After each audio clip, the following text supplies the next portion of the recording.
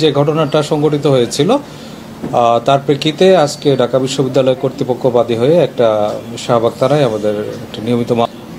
উক্ত ঘটনা মামলা রুজু হওয়ার পরে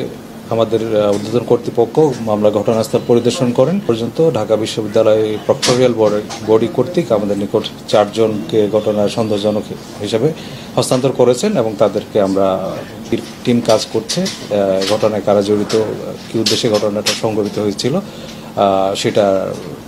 তো সঠিক অনুসন্ধানের জন্য আমাদের পুলিশি তৎপরতা যেটা সেটা অব্যাহত আছে।